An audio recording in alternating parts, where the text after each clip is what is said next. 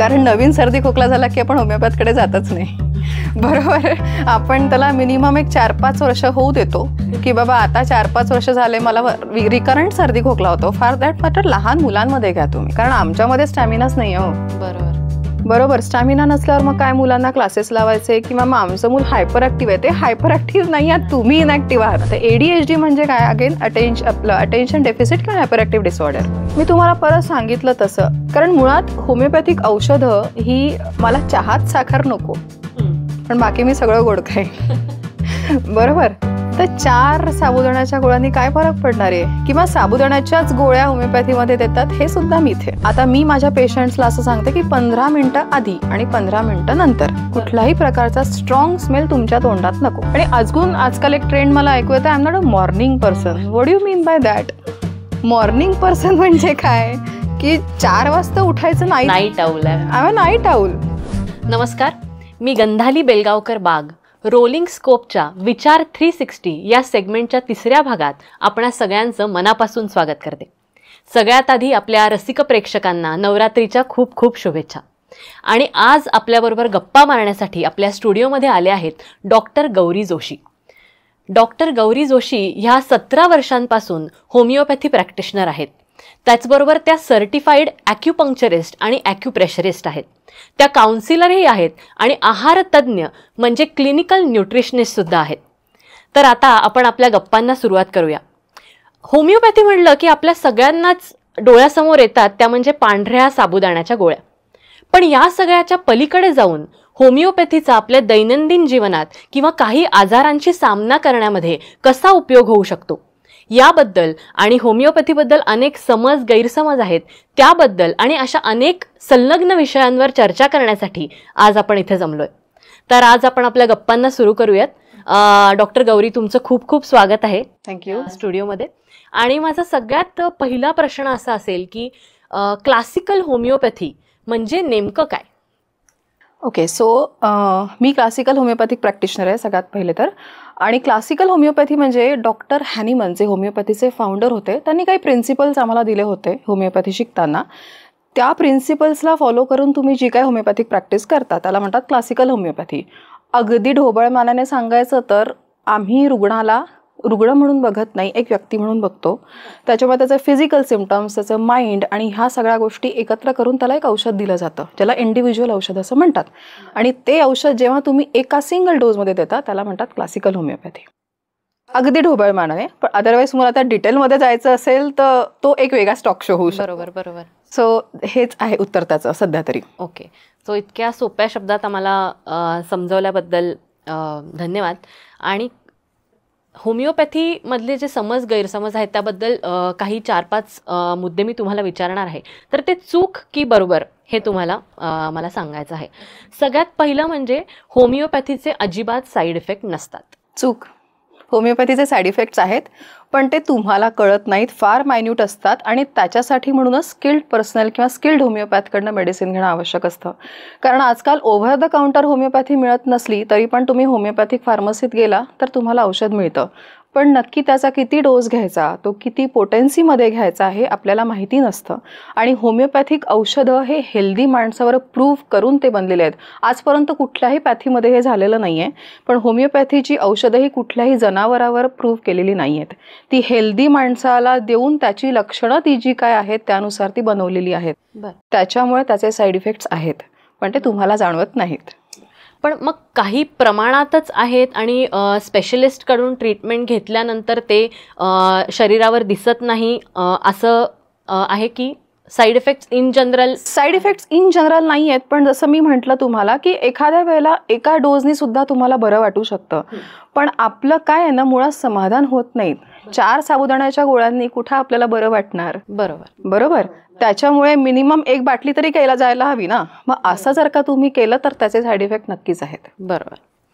आणि जसं आता मी रिसर्च करत होते याबद्दल तेव्हा मला असं जाणवलं की आणि बऱ्याच एक्सपर्ट्सनी सुद्धा हे त्यांच्या लेखांमध्ये किंवा अनेक इंटरव्ह्यूजमध्ये असं सांगितलं आहे की तुम्हाला सगळ्यात आधी ताप किंवा सर्दी झाल्यानंतर सगळ्यात आधी तुम्ही होमिओपॅथी डॉक्टरकडे जात नाही.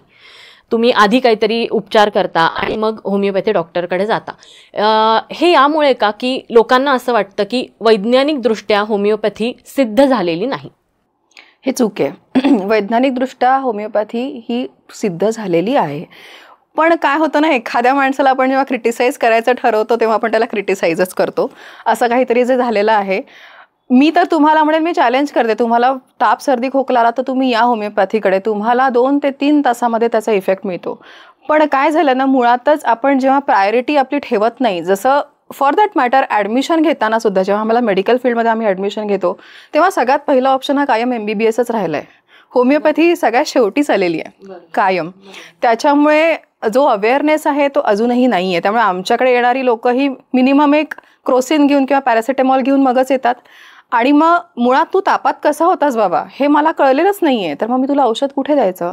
मग त्या औषधाचे साईड इफेक्ट काढता काढताच आम्हाला वेळ लागतो. बरोबर. आणि मग शिक्कामोर्तब बनतो की होमिओपॅथी स्लो आहे. असं अजिबात नाही आहे. हाच खरं तर माझा पुढचा हे होता की होमिओपॅथी खूप स्लो. अजिबात नाही. Depends on the pathological condition. तुम्हाला अगदी तुम्ही कॅन्सरच्या ट्रीटमेंटमध्ये होमिओपॅथी घेणार असाल तर त्याला वेळच लागतो, कारण तुम्हाला पॅथॉलॉजिकल कंडिशन भरपूर वाढलेल्या असतात. पण माझ्याकडे इतके छान छान केसेस आहेत की ज्या लोकांना 12-12 वर्ष कुठला फरक पडला नव्हता, तो लिटरली 8 दिवसामध्ये ते येऊन मला नमस्कार करून गेलेत की तुम्ही काय चमत्कार केला. म्हटलं चमत्कार काही केला नाही. इट्स जस्ट तुला समजायला मला तो सगळ्यांना वेळ लागत होता. मी तुला समजलं तू काय होतास ते, आणि यू आर ऑल सेट. कारण तुमची प्रतिकारशक्तीच तुम्हाला बरं करते खरं पाहिलं तर. बरोबर. इतक्या मायन्यूट क्वांटिटीमध्ये डोस दिल्यावर तुमच्या प्रतिकारशक्तीला तुम्ही एक ट्रिगर देता आणि ती तुम्हाला हील करते. बरोबर. आता जसं तुम्ही सर्दी खोकल्याचं उदाहरण दिलं तसं असा एक समज आहे की जुनाट आजार म्हणजे सर्दी खोकला आणि ताप ह्या गोष्टीच फक्त होमिओपॅथीनी बऱ्या होऊ शकतात. कारण नवीन सर्दी खोकला झाला की आपण होमिओपॅथकडे जातच नाही. बरोबर. आपण त्याला मिनिमम एक 4-5 वर्ष होऊ देतो की बाबा आता 4-5 वर्ष झाले मला रिकरंट सर्दी खोकला होतो. फार दॅट मॅटर लहान मुलांमध्ये घ्या तुम्ही. बरोबर. तुम्हाला अगदी माहिती असतं, काही काही वेळेला तर पेरेंट्स अगदी प्रिस्क्रिप्शन सुद्धा त्यांना पाठ असतात की सर्दी खोकला झाला हे घ्यायचं मेडिसिन. डॉक्टरकडे जाण्याची तसदी पण घेत नाहीत.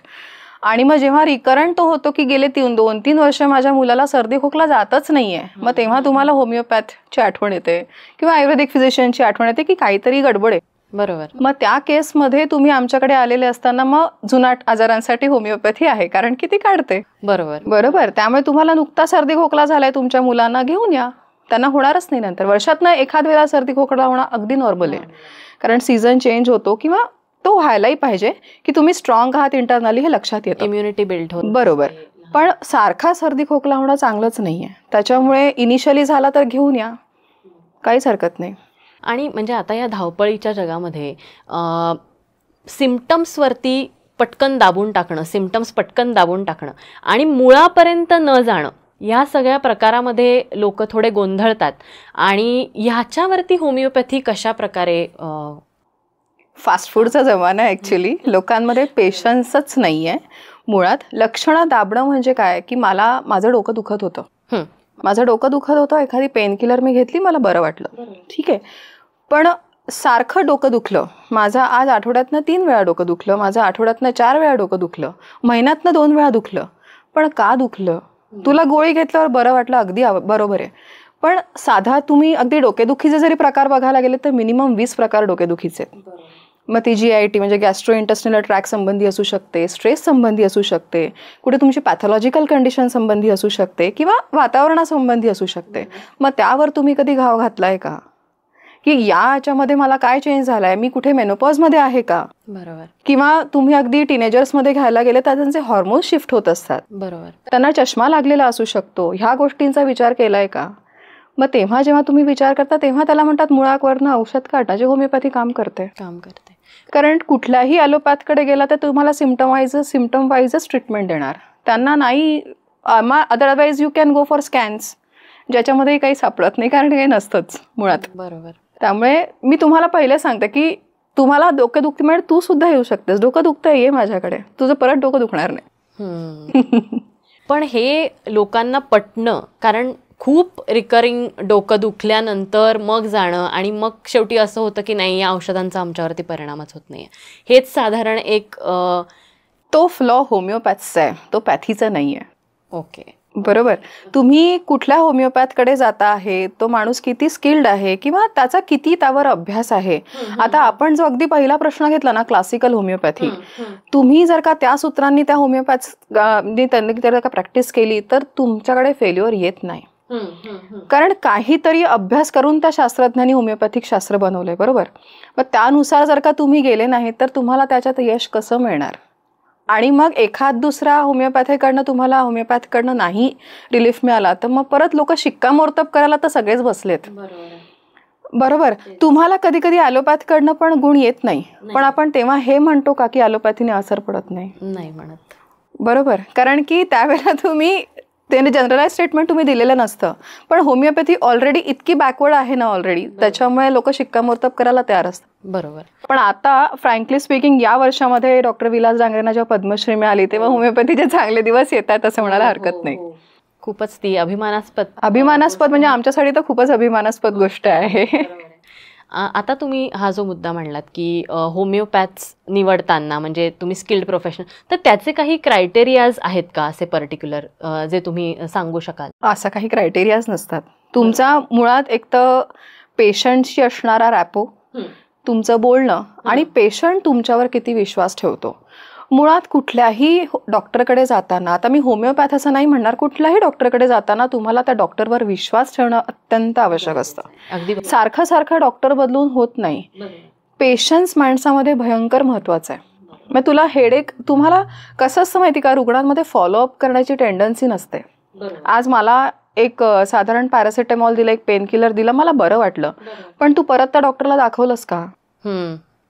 3 दिवसाचा कोर्स तुला दिला होता, तू परत गेलास का त्याकडे? नाही. किंवा फॉलोअप लिहून दिला होता. पण आणि होमिओपॅथीकडे लोक काय म्हणतात, डॉक्टर काय म्हणतात, कुठल्याही होमिओपॅथकडे तुम्ही गेलात तर ते म्हणतात फॉलोअप तुमचा 3 महिन्यांनी, 3 महिने तरी मिनिमम औषध घ्यावं लागेल. हे जर का तुम्ही एक साधारण होमिओपॅथ लोक हे म्हणतात, कारण त्यांना माहिती असतं की हा पेशंट परत येणार नाही आपल्याकडे. बरोबर.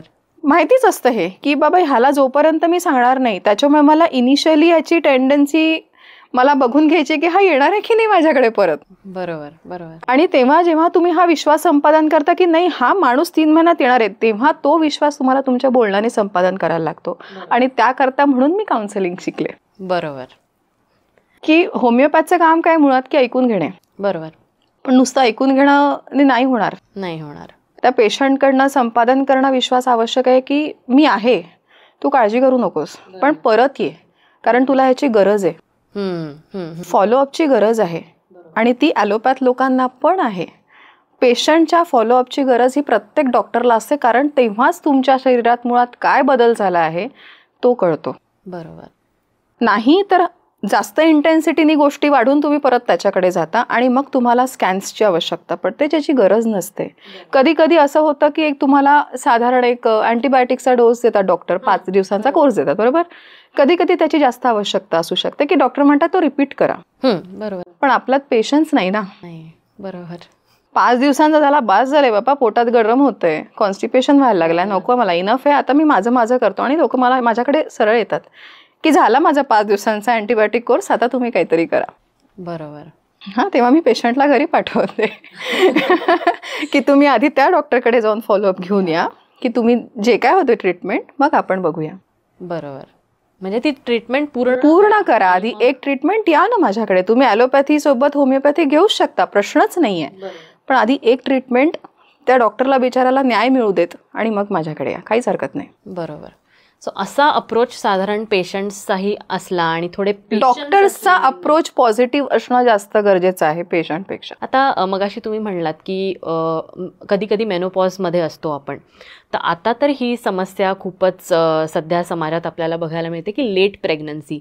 मग ते काही कारणं असोत त्याला, ते चुकीचं की बरोबर हा वेगळा विषय, पण लेट प्रेग्नन्सी आणि मेनोपॉज या सगळ्या स्टेजेसमध्ये होमिओपॅथी कसं मदत करते आणि त्या सगळ्या याच्यामध्ये काउन्सिलिंगची किती गरज आहे?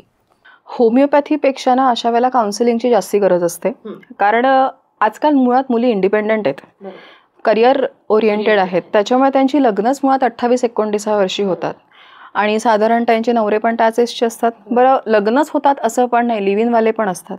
त्यामुळे they have the partner of their age 29-30 आणि त्याच्यानंतर they want to enjoy life.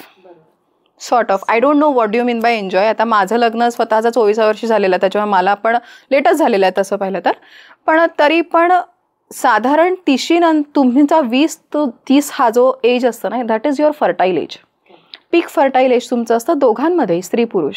आणि त्या काळात तुम्हाला एक पहिलं जरी मूल झालं ना, तर त्या मुलाची पण प्रतिकारशक्ती चांगली असते, तुमचा स्टॅमिना चांगला असतो आणि तुम्ही पण हेल्दी असता. कारण 30 नंतर आपस तुमच्या बोनची पण हेल्थ कमी व्हायला लागते, तुमची मसलची स्ट्रेंथ कमी व्हायला लागते, तुमचे हॉर्मोन्समध्ये कमी भयंकर लोचा झालेला असतो आणि तुम्ही मेनोपॉजकडे झुकत आलेला असता. बरं, असं पण नाही आहे की पुरुष मंडळी स्ट्रॉंग असतात, असं पण काही नाही आहे. त्यांचे पण क्रायसिस सुरू असतात, पण ते दिसत नाहीत. बरोबर. पण पिरियड्समुळे मुलींचे क्रायसिस दिसून येतात. आणि मग त्याच्यामध्ये मग 35 नंतर प्रेग्नन्सी असली की मग दुनियाभराचे जे सिंड्रोम्स असतात मुलांमध्ये त्याची भीती असते. डाऊन सिंड्रोम आहे, अगदीच ऑटिझम आजकाल नवीन चालत आलेला आहे, स्ट्रेस वाढलेला असतो. बरोबर. आणि मुळात दोघं राहण्याची अतिशय सवय झालेली असते. बरोबर. मग त्याच्यामध्ये तुमचा सिलेबस जो काही चेंज होतो ना पेरेंट्स झाल्यानंतर, तो झेपत नाही. आणि मग तो सगळा सिलेबस चेंज झालेला तुमच्या मुलांमध्ये दिसतो आणि त्याला आपण मग ADHD, ऑटिझम अशा नावांनी पूर्णपणे ते प्रचलित झालेलं आहे. बरोबर. त्याच्यामुळे काही गोष्टी ज्या वयात आपल्या आजी आजोबांनी जसं सांगितलंय ना, आता तेच म्हणणार हा, की बाबा 30च्या आत मुलं व्हायला हवीत किंवा लग्न वेळेत व्हायला हवं. हा, म्हणजे मला माझ्याकडे असे सुद्धा पेशंट्स आहे ज्यांचं पहिलं मूल आज 45 वर्षी होत आहे. का तर आम्ही फायनान्शियली सेटल नाही होत. मग आता आहेत का तुम्ही फायनान्शियली सेटल? कारण पुढच्या 15 वर्षात तू 60 वर्षाचा होशील बाबा, तू रिटायर झालेला असशील, मग पैसा कुठून आणणार जेव्हा त्या मुलाचं खरं शिक्षण सुरू होईल. बरोबर. बरोबर. त्याच्यामुळे तुम्हाला फायनान्शियली सेटल माणूस आयुष्यात कधीच नसतो, unless and until he is Millionaire. Middle class माणूस कधीच नसतो सेटल. त्याच्यामुळे ज्या गोष्टींचं एज असतं त्या गोष्टी करायला पाहिजेत असं मला तरी, म्हणजे पर्सनली मला तरी ह्या गोष्टी पटतात की ज्या गोष्टी त्या वयामध्ये व्हायला पाहिजेत, म्हणजे बाकीचा धोका खूप टळतो. आणि नुसतं हे आधीचेच प्रॉब्लेम्स नाही, बाळ होण्याच्या आधीचे नाही, पण नंतरसुद्धा ते एज, सर्टन एज क्रॉस झाल्यानंतर तुमचे पेशन्स आणि त्या बाळाबरोबर जो तुम्हाला वेळ घालवायचा आहे किंवा जेवढी एनर्जी त्याला मोठं करण्यामध्ये टाकायची ती कमी होत जाते का असं? हो, म्हणजे तुला स्वतःवरून पण लक्ष दिलं. आपण 20 ते 30 मध्ये फार एनर्जेटिक असतो, कारण नुकतं कॉलेजमधनं आलेलं असतो किंवा नुकतंच नोकरीमध्ये लागलेलं असतो. आपल्यामध्ये स्टॅमिना जबरदस्त असतो, इकडे तिकडे फिरणे म्हण किंवा वी हॅव दॅट. पण एक 30 नंतर ना तुमचा तो आपोआप डाऊनफॉल व्हायला सुरू होते. आणि मग ते मूल बिचारा, ते आपण 35 पहिलं मूल झालंय, ते मूल मोठं होत असतं आणि तुमचा स्टॅमिना कमी झालेला असतो. झोप ना रे बाबा. मग आल्यावर त्यांना दुनियाभराचे क्लासेस लावून द्यायचेत मग मुलांना. That's what parents are doing. जितकं बाहेर राहता येईल मुलांना तेवढं बरं, म्हणजे मग आपल्याला घरी आल्यावर जास्त आप नको डोक्याला, कारण आमच्यामध्ये स्टॅमिनाच नाही. हो, बरोबर. स्टॅमिना नसल्यावर मग काय मुलांना क्लासेस लावायचे? किंवा मग आमचं मूल हायपर ऍक्टिव्ह आहे, ते हायपर ऍक्टिव्ह नाही आहात, तुम्ही इनॅक्टिव्ह आहात. तो प्रॉब्लेम आहे की तुमच्यामध्ये स्टॅमिना नाहीच आहे. मूल त्याच्यासारखंच वाढतंय, तुम्ही पण तेवढेच हायपर ऍक्टिव्ह होतात लहानपणी. बरोबर. पण आपल्याला अंगणं होती खेळायला. मग आता ह्या मुलांना आई वडील दिसल्यावर ते त्यांच्याशीच खेळणार ना, पण तुमच्यामध्ये स्टॅमिना नसल्यामुळे तुम्ही त्यांच्याशी खेळू शकत नाही. बरं, त्याच्यात त्यांनाही दोष देण्यासारखं नाही आहे. दिवसभर दोन्ही पेरेंट्स वर्किंग असल्यामुळे त्यांचं काम तेवढंच असतं. आल्यावर त्यांना वाटणं साहजिक आहे की मला शांत बसू दे, पण आजी आजोबा संस्कृती पण आता राहिलेली नाही. बरोबर. त्यामुळे मग मुलांना हायपर ऍक्टिव्ह म्हणून मग परत आमचे खिसे भरायचे.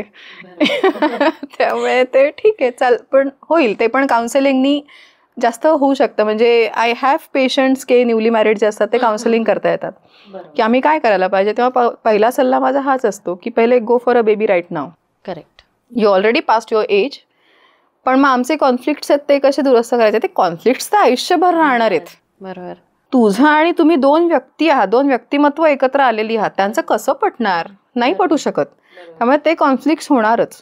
पण मग त्या कॉन्फ्लिक्टला सोबत घालून तुम्हाला जर का एक जन्म द्यायचा आहे एका मुलाला, तर मग तिथे कुठेतरी कॉम्प्रोमाइज करून ते करावंच लागणार आहे. मग ते आत्ताच करा ना. बरं, आता ह्या तुमच्या 17 वर्षाच्या अनुभवामध्ये काही अशा केसेस असतील ज्यांना पारंपरिक उपचार पद्धतीने नाही फरक पडला, पण होमिओपॅथीने असं चमत्कारिकरित्या फरक पडला, असे नक्कीच काहीतरी केसेस असतील, तर त्या तुम्ही शेअर कराल तर? चमत्कारिकरित्या वगैरे नसतात कुठेच ॲक्च्युली. माणसाचं मन किंवा मेंटल कंडिशन किती महत्त्वाची असते ना, ह्या केसेसवरनं तुला लक्षात येईल की माझ्याकडे आता रिसेंटली एक 6 महिन्यापूर्वीचीच गोष्ट आहे. एक मुलगी यायची, एक 13 वर्षाची असेल साधारण, आणि सारखं डोकं दुखतंय. आई बाबा तिचे फार त्रासलेले होते की आता आम्ही सगळे स्कॅन्सच करतोय, मुळात सिटी स्कॅन आणि हे ते, कारण नाहीच तिचं डोकं दुखणं थांबत आहे. नाही 13 वर्षांची, 6 महिन्यापूर्वी आली. तर म्हटलं मला तुम्ही एक 8-10 दिवस द्याल, मला फक्त तिच्याशी बोलू देत तुम्ही. मला तर म्हणे नाही, ती काय जास्ती सांगू शकणार नाही कारण ती लाजरी मुलगी आहे, तर आम्ही जे काय ते आम्ही तुम्हाला सांगतो. म्हणलं मला 10 मिनिटं द्या. 13 वर्षाची मुलगी आहे ती, बरोबर, त्यामुळे ती बोलूच शकते. बरोबर, मी तिच्याशी बोलेल, जे काय बोलायचं ते मी बोलेन. आणि आई वडिलांना पाठवल्यावर ती अशी माझ्याकडे फक्त अशी बघत होती 2 मिनिटं. म्हटलं तुला काय झालंय? ती म्हणली तुम्हाला एक सांगू का, मला माहिती नाही माझं या डोकेदुखीशी खरंच आहे की नाही कारण निगडीत, पण आम्ही एका सोसायटीत राहायचो आणि आईबाबांना सडनली मोठं घर हवं होतं म्हणून आईबाबा दुसरीकडे शिफ्ट झालेत. म्हटलं बरं मग. तर म्हणले मला तिथे कोणीच नाही ग मावशी, घर मोठं आहे, आईबाबा दोघंही वर्किंग आहे, बंगला घेतला आईबाबांनी, वर्किंग आहेत, पण मला कोणीच नाही आहे. माझी मित्रमंडळी सगळी जुन्या सोसायटीत आहे. माझी फ्रेंड सर्कल म्हणजे फोन करणं आणि जाऊन भेटणं याच्यामध्ये खूप फरक आहे. ऑलरेडी ती मुलगी 13 वर्षाची तिच्या हॉर्मोन्सची झगडत होती कारण ती वयात येते, पिरियड्स सुरू झालेले आहेत, बरेचसे चेंजेस बॉडीमध्ये होत आहेत. काय होतंय मला कळत नाहीये, मी माझ्या आई वडिलांशी सांगू शकत नाहीये कारण अजूनही इतका काय म्हणतात त्याला फ्लुएन्सी आई वडिलांच्या आणि मुलांच्या नात्यामध्ये नाहीये. बरोबर, की मला जे होतंय ते मी बिनधास्त आईला सांगेल असं नाहीये. मग तो जो शिफ्ट होता ना, तो त्या मुलीला पचलाच नाही. आणि मग त्या कारणाने ती डोकं दुखतं म्हणजे काय होतं, मग डोकं दुखतं म्हटल्यावर आज का होईना आई थोडी माझ्याजवळ थांबेल, बाबा माझ्याजवळ थांबतील, बरोबर, किंवा मला सोडून देतील स्कूलमध्ये, आणि ह्या कारणाने ती त्यांना थांबवायची. म्हटलं ओके. म्हटली तू एक काम कर, फक्त आई वडिलांना हे सांगू नकोस हा. म्हटलं बरं हरकत नाही. मग तिचं आई बाबा आले. म्हटलं काही नाही, तुम्ही जे म्हणताय ना आपण ते स्कॅन वगैरे करूया, फक्त एक 8 दिवसांनी करू, मला 8 दिवस द्या. 3ऱ्या दिवशी मला तिच्या आईचा फोन आला, काय केलं तुम्ही? म्हटलं काही नाही, का झालं? तर म्हणे तिचं डोकं दुखतच नाहीये, 3 दिवस झाले ती म्हणते. फक्त तिने एक गोष्ट आम्हाला सांगितली म्हणे की मला आठवड्यातनं एकदा माझ्या मैत्रिणींना भेटू देशील पर्सनली? म्हटलं हो भेटू दे की, काय हरकत नाही. पण आता गेले 6 महिने त्या मुलीचं एकदाही डोकं दुखलेलं नाही. तुम्हाला फक्त तो जो एक सिम्पटम आहे ना तो मिळाला पाहिजे की हा शिफ्ट जो आहे ना तो तिला झेपलाच नव्हता. ऑलरेडी खूप शिफ्ट झाले होते, बरोबर, आणि अजून एक नवीन शिफ्ट मी का ऍडजस्ट करू? बरोबर. आपल्याला ना असं वाटतं मुलांना बेस्ट दिलं की वी आर गुड. मोठं घर, मोठं हे, मोठं ते, मोठी गाडी, त्यांना नको असतं ते. त्यांना खूप बेसिक गरजा असतात त्यांच्या, आणि त्या बेसिक गरजा त्यांना दिला की ते हेल्दीच आहेत. मुलं हेल्दीच असतात. कोणाची मुलं खराब असतात, कोणाचीच मुलं अनहेल्दी नसतात. It's we ruin them, right. दुसरी केस अजून एक सांगायची जर, एक सोरियासिसची केस होती माझ्याकडे. तर त्या ताईंना अराउंड 50 असतील, त्या 12 वर्ष त्यांना सोरियासिस होता. खूप हिस्ट्री नंतर वगैरे असं लक्षात आलं की त्यांचं ते सेकंड मॅरेज आहे. आणि नंतर सेकंड मॅरेज नंतर असं लक्षात आलं की she used to always compare her first marriage with the second marriage.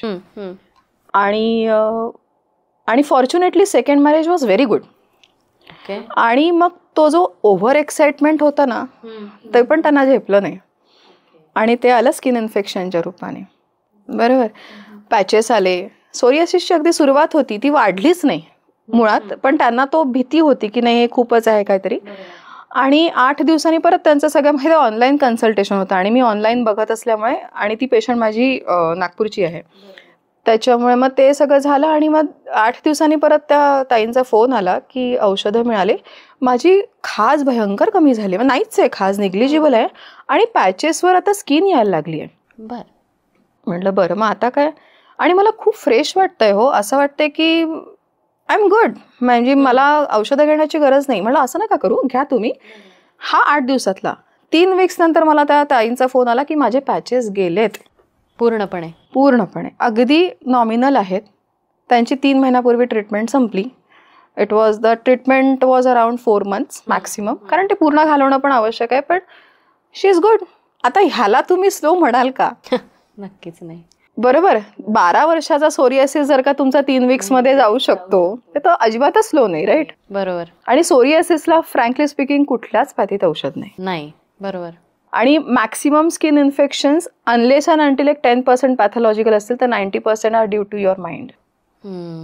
तुम्ही जे म्हणलं ना लक्षणं दाबणे, लक्षणं दाबून दाबून आयदर स्किन इन्फेक्शन्स होतात नाहीतर मग लंग इन्फेक्शन्स होतात. So that's how it is.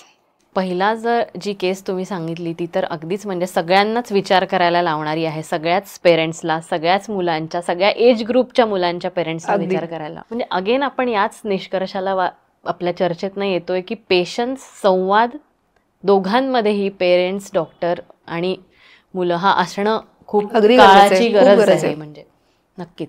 आणि आता तुम्ही ADHDचा उल्लेख केलात, तर आता ADHD सारखी डिसऑर्डर ही आलिया भट्टनी त्याच्याबद्दल बोलल्यानंतर लोकांच्या लक्षात यायला लागली आहे की खरंच एवढे पेशंट्स आहेत आणि त्यामध्ये होमिओपॅथी किंवा काउन्सिलिंगची कशी काय ना, आपल्याला आजकाल जोपर्यंत ब्रँड मिळत नाही ना आपण जात नाही त्याच्याकडे.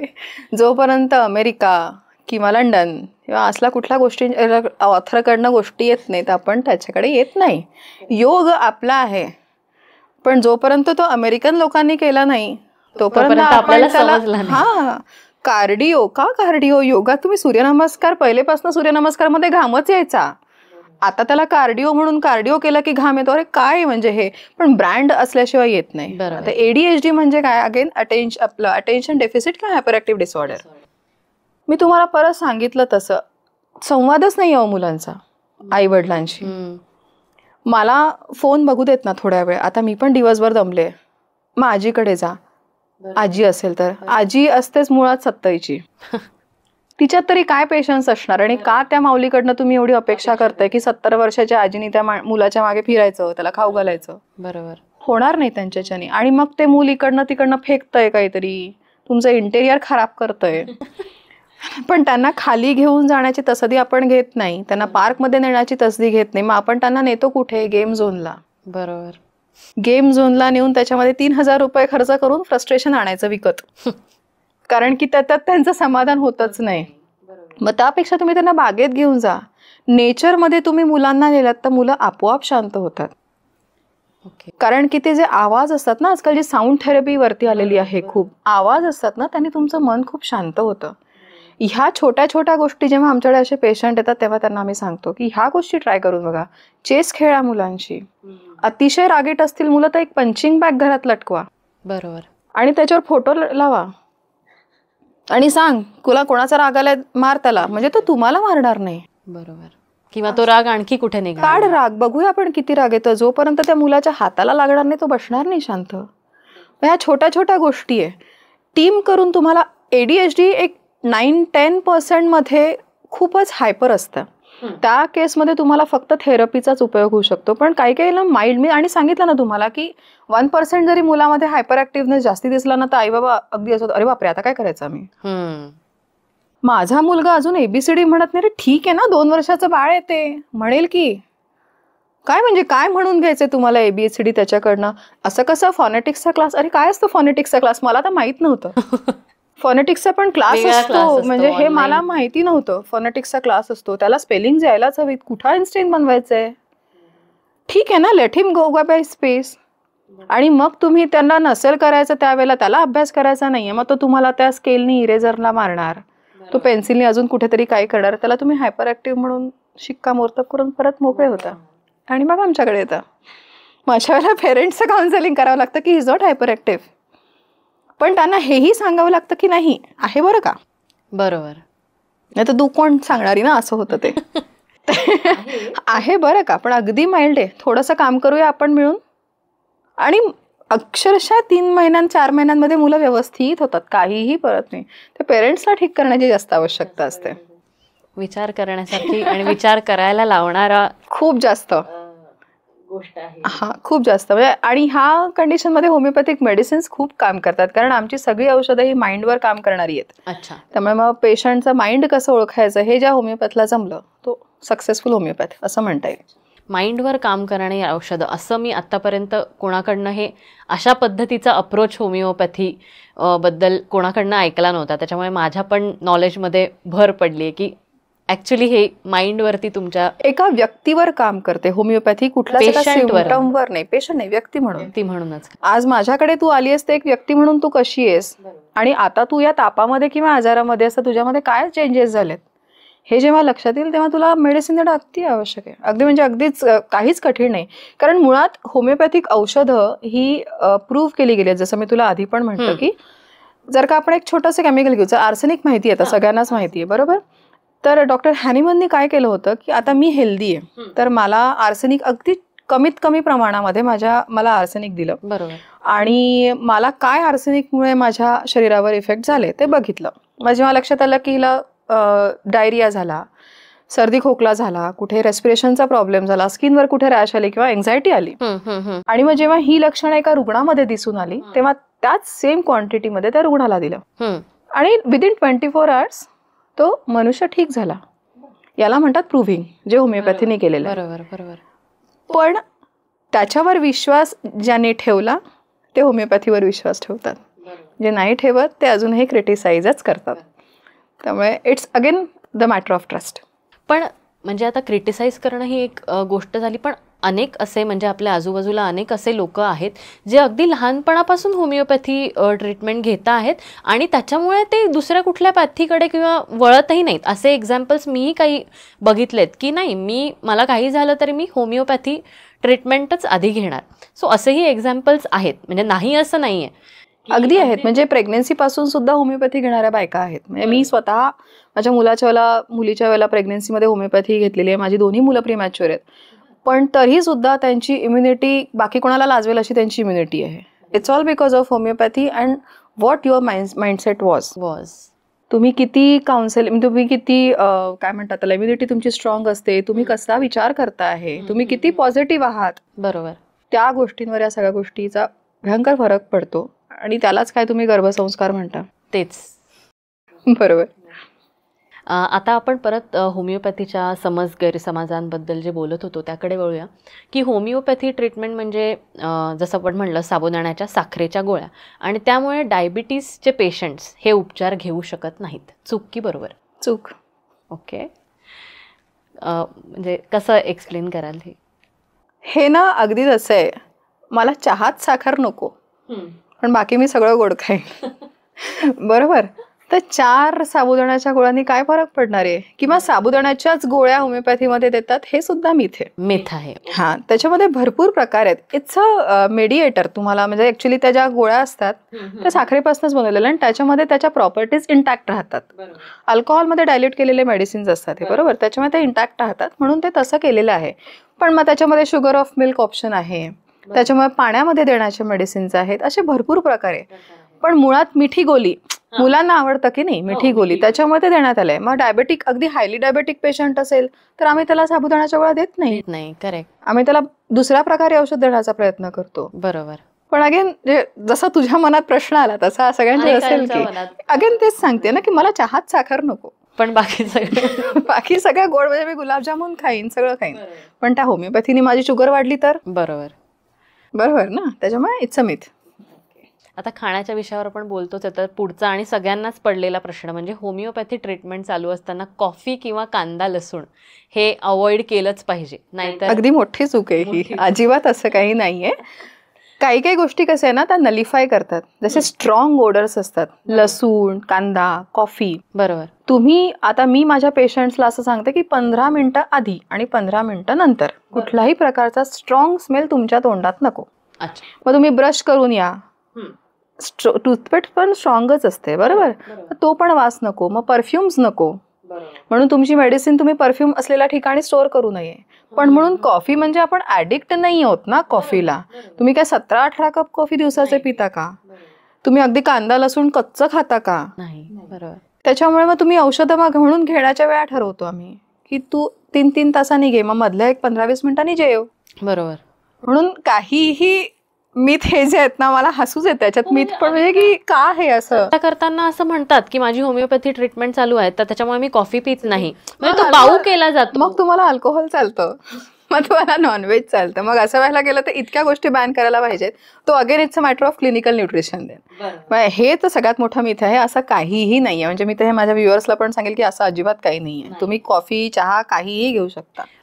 होमिओपॅथी ट्रीटमेंट घेत असताना दुसरी कुठलीही औषधं तुम्ही घेऊ शकत नाही, चुकी बरोबर? तुम्ही सगळी औषधं घेऊ शकता. माझ्याकडे पेशंट थायरॉइडचे सुद्धा येतात. हायपोथायरॉइडिझम जो आजकाल अतिशय काय म्हणतात त्याला कॉमन विषय आहे बायकांसाठी. बरोबर. म्हणजे 10 मधल्या 8 बायकांना थायरॉइड असतोच असतो. आणि हे अजून एक आहे की थायरॉइडची गोळी सुरू झाली आता माझी तिथे जन्मभर, मी जाईल तेव्हाच थायरॉइडची गोळी जाईल. बरोबर बरोबर. असं अजिबात नाहीये. माझ्याकडे असे सुद्धा बायका आहे ज्यांच्या थायरॉइडच्या 125 मिलीग्रामच्या गोळ्या सुटलेल्या आहेत. अरे बापरे. Again it's the matter of trust. आणि मला तो पेशंट असा ओपन बुक पाहिजे की मला म्हणता काही लपवायचं नाही. सुटतात गोळ्या सुटतात.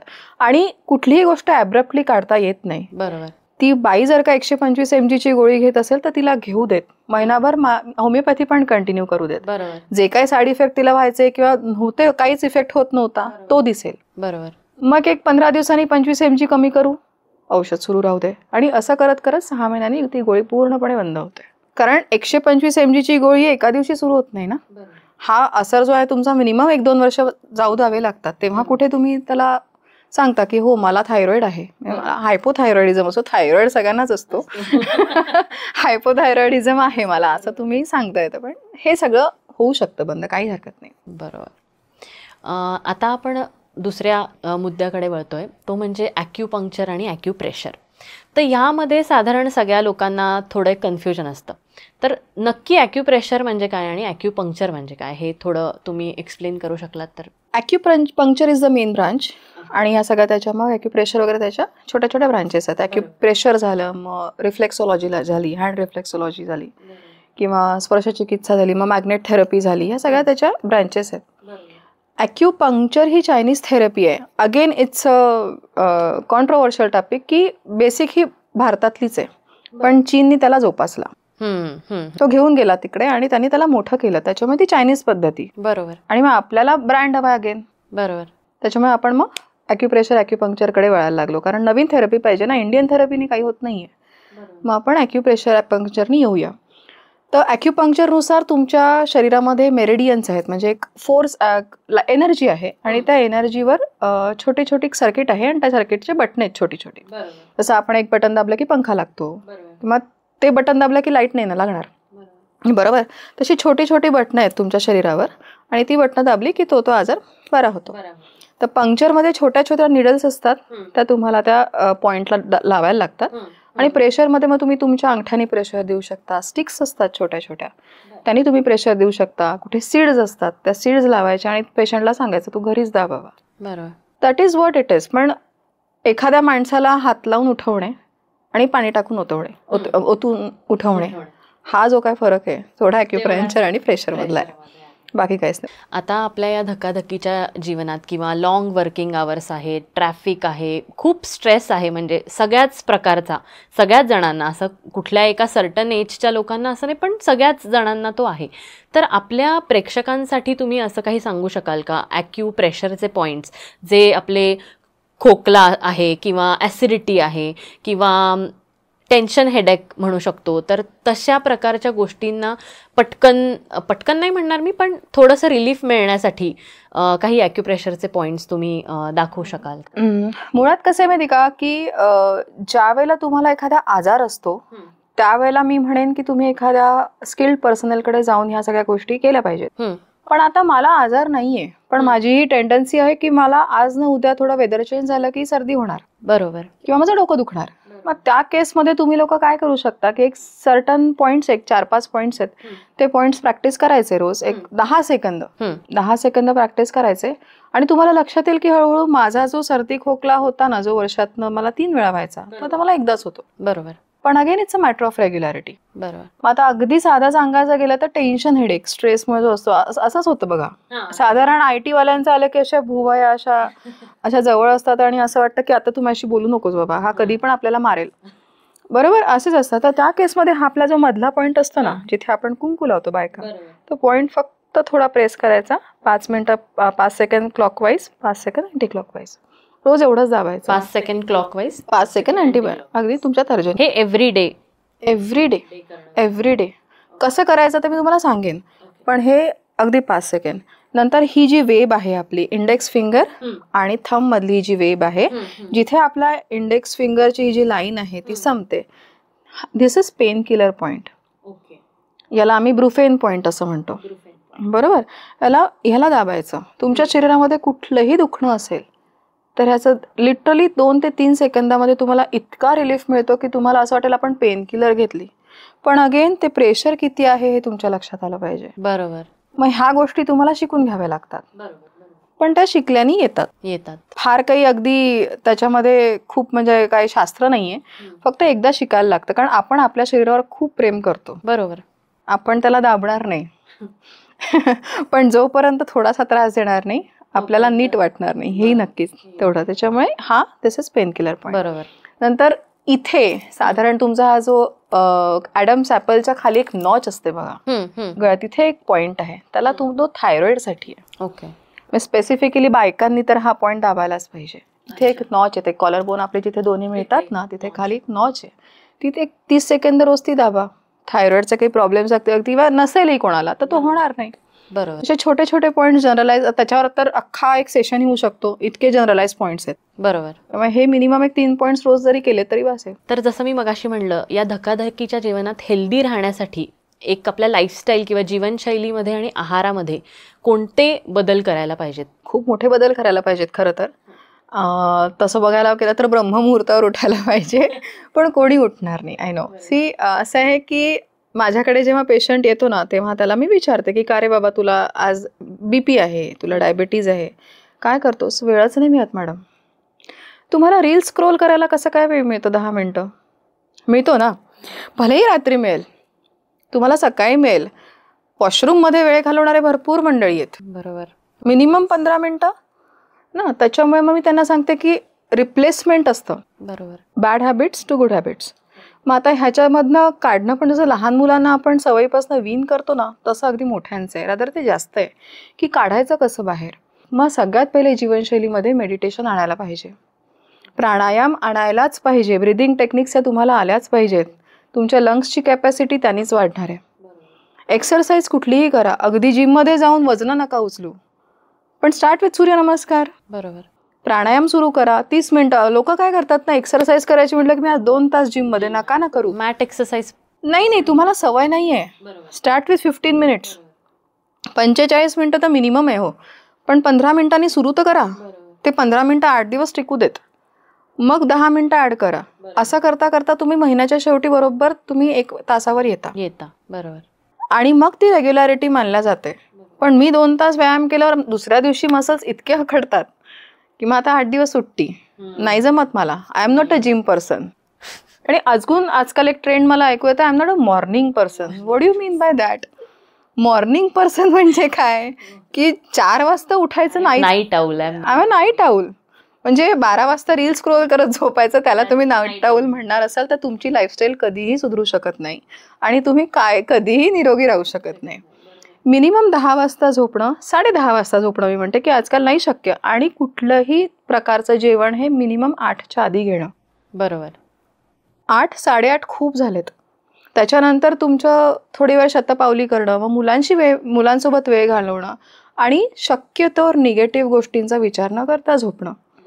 ह्या गोष्टी आजकाल म्हणजे बेसिक पॉझिटिव्ह माइंडसेट घेऊन तुमच्या जीवनशैलीमध्ये आजकाल पॉझिटिव्ह माइंडसेट आणणं हे खूप जास्त गरजेची गोष्ट आहे. बरोबर.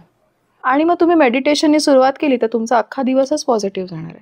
पण हे आहे म्हणजे आपले पूर्वीचे लोक पण सांगायचे की सकाळी लवकर उठ, तुझी अर्धी कामं. मला आठवतं की आता मी तर माझ्या आजी आजोबांसोबत नाही राहिले, माझे आजी आजोबा दुर्दैवाने लवकर गेले, पण माझे बाबा उठल्या ना ते विष्णू सहस्त्रनाम लाव किंवा काहीतरी वेगळंच श्रीसुक्त तरी लाव, नाही तर मोठ्याने स्तोत्र म्हण, ह्या गोष्टी करायचे. पण त्याच्यामुळे ना तुमची मेमरी जबरदस्त स्ट्रॉंग होते, कारण ह्या गोष्टी तुमच्या आकलनात पडतात. आपल्याकडे सकाळी उठून न्यूज लावतात. बरोबर. आणि त्या न्यूज इतक्या भयंकर असतात ना, निगेटिव्ह गोष्टींनी सुरुवात होते. आपल्याकडे न्यूज असतात किंवा सकाळी उठून कुठली तरी गाणी असतात छानपैकी, ते जे काय रील्सची गाणी असतात ती. मी again I mean to reels, की तो जो वेळ आहे ना सत्कारणी लावा बस. आणि तुम्हाला अनुकरण करूनच तुमची मुलं मोठी होणार आहेत, त्याच्यामुळे मग त्यांना वेगळ्या सवयी लावण्याची गरज नाही, आपच लागतील. आता हे मंत्र आणि मेडिटेशनबद्दल सांगता सांगता तू आरोग्याचा कानमंत्र दिलायस आम्हाला असं म्हणायला काही हरकत नाही. तर या भागाच्या शेवटच्या प्रश्नाकडे आता आपण वळतोय की नवरात्र उत्सव चालू आहे आणि सगळीकडे गरबा आणि उत्साहाचं वातावरण आहे ओव्हरऑल. तर या सगळ्या आपल्या दुर्गांना ज्या सगळ्याच फ्रंट्सवरती खूप धडाडीचं काम करत असतात त्यांना त्यांच्या आरोग्यासाठी म्हणून तू काय सल्ला देशील? आरोग्य राखण्यासाठी, वेळ काढण्यासाठी स्वतःसाठी काय सल्ला देशील? अगेन पिअर प्रेशर खाली वावरू नका. माझ्या 4 मैत्रिणी जातात म्हणून मला जायलाच पाहिजे असं नाही आहे. तुमचा दिवस कसा होता? तुमचा दिवस खूप स्ट्रेसफुल होता का? तुम्हाला खूप आज काहीतरी वेगळं काहीतरी तुमच्या डोक्यात आहे का? मग त्या केसमध्ये तुम्ही गरबा दांडिया जाऊ नका, कारण यू वॉन्ट एन्जॉय दॅट. ती जी गोष्ट आहे ना ती मनापासून साजरी करण्याची गोष्ट आहे की मला आज गरबा दांडिया खेळल्याने मला बरं वाटलं, पण माझ्या 4 मैत्रिणी गेल्या मग त्या खूप सजून धजून गेल्या. कारण आजकाल ना प्रत्येक गोष्टीचं प्रेशर आहे की ही इतकी सुंदर दिसते ना, मग मला काहीतरी तर दिसायला हवंय ना. मग तुम्ही त्याच्या गोष्टी मागच्या मग तो विचार न करता मग ते कपडे विकत घेण्यापासून सगळं असतं. आणि स्पेसिफिकली हे जे 20-30ल्या ज्या मुली असतात त्यांचं, त्याच्यामुळे गो विथ युअर बॉडी पेस. कोणाशीही काहीही कंपॅरिझन न करता करा. तुमच्या शरीराचं ऐका, तुमच्या मनाचं ऐका आणि मग जा. फक्त नाचल्यानेच नवरात्रोत्सव साजरा होतो असं नाही. मी तर म्हणेन नवरात्रामध्ये बायकांनी महिषासूरमर्दिनीचा जप करावा, त्या स्तोत्राचा जप करावा. Start with that. ते पण एक मेडिटेशनच आहे. नाम जपासारखं अजून कुठलं दुसरं मेडिटेशन आहे? त्याच्यामुळे ते आपण करूच शकतो. धन्यवाद गौरी, Thank तू you. आमच्या स्टुडिओमध्ये आलीस आणि आम्हाला वेगवेगळ्या अँगलनी म्हणजे खऱ्या अर्थाने 360 डिग्री मध्ये आहार आणि आपलं मेंटल हेल्थ, फिजिकल हेल्थ आणि होमिओपॅथीचे गैरसमज याबद्दल तू खूप सुंदर सल्ले दिलेस आणि माहितीही सांगितलीस. आमच्याही ज्ञानात भर पडली, त्याबद्दल खूप खूप धन्यवाद. आणि आमच्या रसिक प्रेक्षकांनाही नक्कीच आवडलं असेल. आम्ही अनेक असे पुढचे इंटरेस्टिंग टॉपिक्स घेऊन तुमच्या पुढे येणार आहोत. तर आमच्या चॅनलला नक्की लाईक करा, सबस्क्राईब करा आणि शेअर करा. धन्यवाद. थँक्यू. तुम्हाला सगळ्यांनाच हा एपिसोड नक्की आवडला असेल. आम्ही असे अनेक विषयांवरती, इंटरेस्टिंग टॉपिकवरती पुढचे भाग घेऊन येत आहोत. आणि हा इंटरेस्टिंग टॉपिक किंवा हा पॉडकास्ट आम्ही जिथे शूट केला आहे तो आहे स्वत्व स्टुडिओ. तो आहे कर्वेनगर येथे आणि हा अतिशय इथला ॲम्बियन्स पण खूप सुंदर आहे, तुम्ही बघतच असाल. आणि इथली टीम पण खूप कोऑपरेटिव्ह आहे. तर तुम्हालाही असे काही क्रिएटिव्ह पॉडकास्ट किंवा आणखी काही गोष्टी शूट करायच्या असतील तर तुम्ही नक्कीच यांना अप्रोच करू शकता.